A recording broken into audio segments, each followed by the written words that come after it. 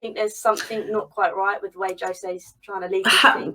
Yeah, 100%. Last season, I was very open about the fact I didn't think it was the right appointment, and I wasn't happy about the Pochettino sacking, and I didn't think that Jose was the right man. I thought it was a very much a marriage of convenience for him and Daniel Levy. And I've been very much on the fence. I haven't been Jose in, I haven't been Jose out, because I can understand there are very big, deep-rooted problems within the club that don't just fall on Jose's shoulders. They fall on the squad, and they also massively fall on the board as well. It's a combination of all three, and I've said this for many, many years. We always are the nearly men, and we never make it over the line. Whether or not I thought he would be able to change the mentality, yes, I did. I thought if anyone can, change this way of thinking that Spurs have, I would have always thought it would have been Jose, regardless of if I liked him on a personal note or not.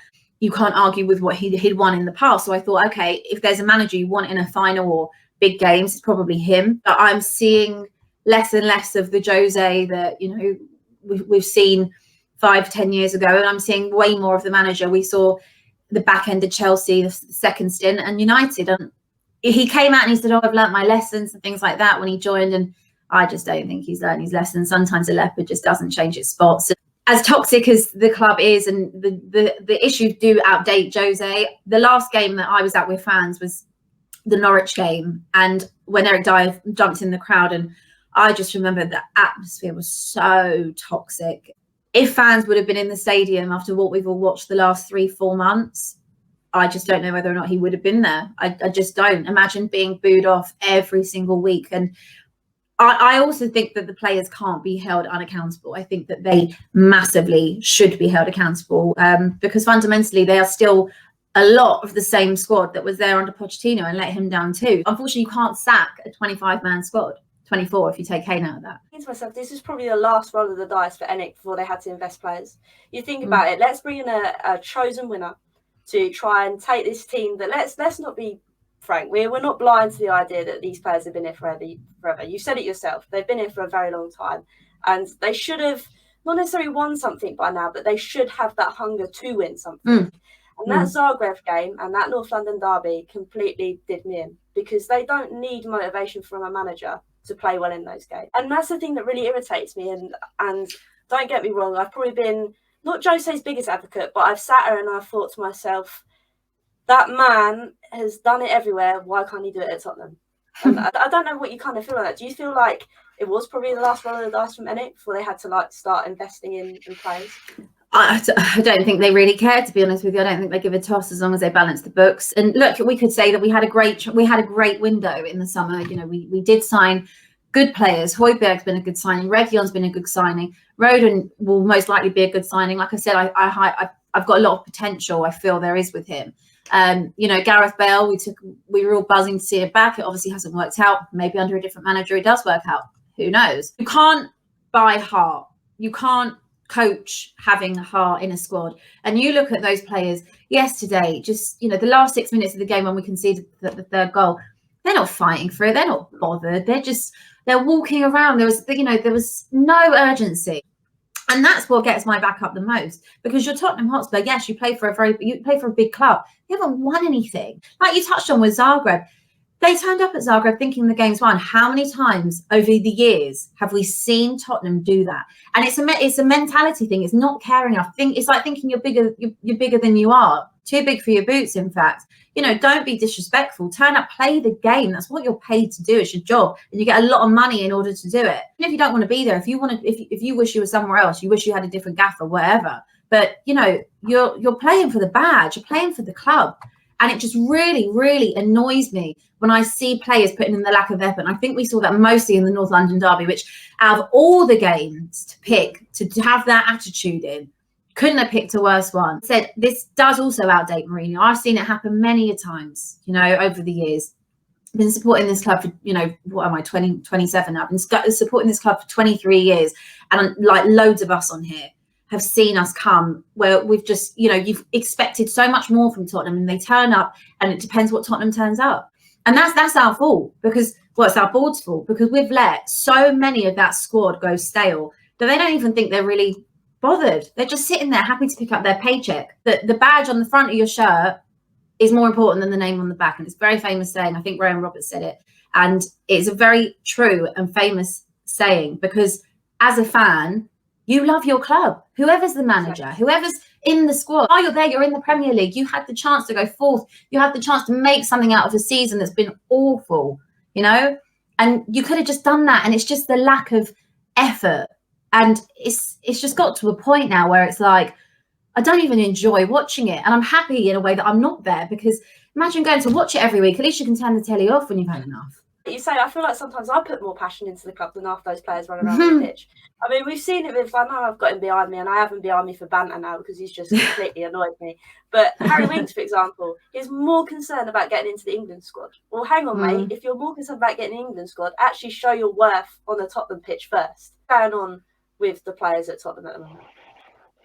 Yeah, I just think that they're not buying into Jose's system or Jose's philosophy. I feel that the star performers like your Harry Kane, your Sons, Højbjerg, Lloris, I think those guys will play for whoever's in charge. They're winners. They want to win, and they're buying into the philosophy that Jose is a proven winner. And if you stick with him, then potentially there's gold at the end of the rainbow. But I feel with all the other guys, I think he's lost them already. Obviously, bringing people in, isolating them, your Dele Alli's, your Eric Dyers, even Davinson Sanchez, all these guys that are like in and out.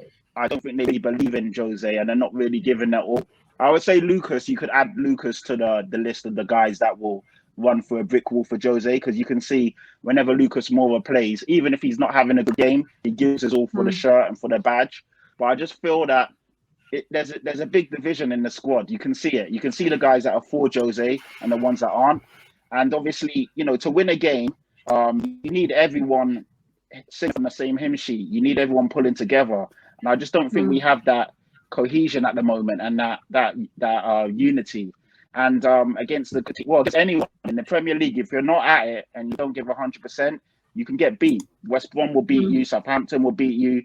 Anyone can beat you if you're not on your A game. And I just feel that you can kind of see, and even from yesterday's heartbreaking interview from Sonny at the end, it just seems like he's broken. I think yesterday was the last straw for him. And you can just, everyone's shoulders are dropped. There's no fight. If we go a goal behind or 2 goals behind, usually you'll see a fight and a belief in the team that knows that they can still get a result. But we just don't seem to have that anymore. It's like you said, I just don't know where these players are going to find their motivation from. It's obviously but they have to find their own motivation, regardless of who's in charge. You've got to have some personal pride, and that's what I'm saying. Like I said earlier, Patrick, you missed it, and I said about playing for the badge. You've got hundreds of thousands of fans, millions of fans over the world. This is a club. And I just feel like this is the modern day footballer. This is player power. And sometimes when you don't like a manager, they just down tools. And we've seen it happen multiple times with Jose. We've seen it happen with loads of managers, worldwide. But at the end of the day, okay, not everyone likes their boss. Patrick, do you like your boss? Hollie, do you like your boss? You still got to do your job. And this is for me. I think to myself sometimes, when you look at older players, former players who played in the 90s, 80s, 70s, 80s, 90s, they must be turning, at thinking about this. It's a man's game that has been taken over by spoiled boys, and it annoys me so much. Too much money, too young, too much power, and it annoys me because not everyone likes what they do in life. Not everyone likes their manager, but you know what? You have a job and do it. And if you're seen walking about against United with 6 minutes to go and you're just strolling about, while Pogba's doing tricks and flicks in the corner, that's outrageous. You can't be doing that. Not when you're sitting there getting 100 grand a week. If you're getting £10 an hour, maybe, but we're not talking about people like that. And for me, when you're on TV every single week and you know what the pandemic's done to people, and the only good thing that people have is watching their team a lot of the time, and then you're just putting in half-assed performances like that, especially going back to that North London derby. It's just, for me, it's just unforgivable.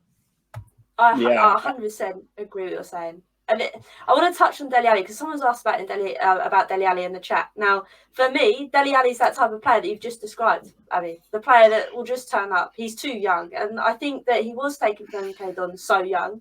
And now he's got a chip on his shoulder. So, Patrick, what are your thoughts on Dele Alli? Do you think he needs to go in the summer? Do you want to keep him? You know what? You hit the nail on the head there, Holly. And I was about to say, literally, I was going to chip in with what Abby said. And Dele Alli fits that mold to a T. Talented, fantastic player. Had the world at his feet at such a young age. I think these guys, they live in a bubble. They don't live in the real world. They've never had to work. They've never really had to grind. The talent has always brought them through. They've been basically, put in a position of privilege from such a young age. So the ones that make it, I don't think they have a sense of real reality. Like Abby said, we don't get to choose our boss. We might not like our boss, but if we don't turn up and put a shift in, we'll get fired. But these guys know, there's 11, 12, 15 superstars. More than likely, they'll outlast the boss. We saw what happened at United. We saw what happened with Pogba, having arguments with Jose in front of the cameras, Luke Shaw as well. And now you pretty much know, once we get a new manager, if we do get a new manager, you'll probably see the best of Dele Alli again. And to be fair, that will piss me off, because why didn't he play like that now? Look how many, look how many times Dele's come on and basically been mediocre, not really put a shift in, not really tracked, not really done his all. So it's so annoying. To be fair, I don't want to see Dele Alli go, because I know he's such a talented player. But if he's going to have this stinking attitude that he's got right now, then yeah, just go. Let us cash in on him and get someone in that wants to play. Tottenham is still one of the biggest teams and the best teams in the world. Yes, we're going through a rough patch now. But at the end of the day, if you don't feel pride and you don't feel like you're in a position of privilege to play for such a big team, then just bounce. It don't matter who you are. I mean, if that's Son, Harry Kane, I mean, I hate to say it because Son and Harry Kane don't fit into this mold, but I'm just trying to say, no matter who you are, if you're not really at it, just go.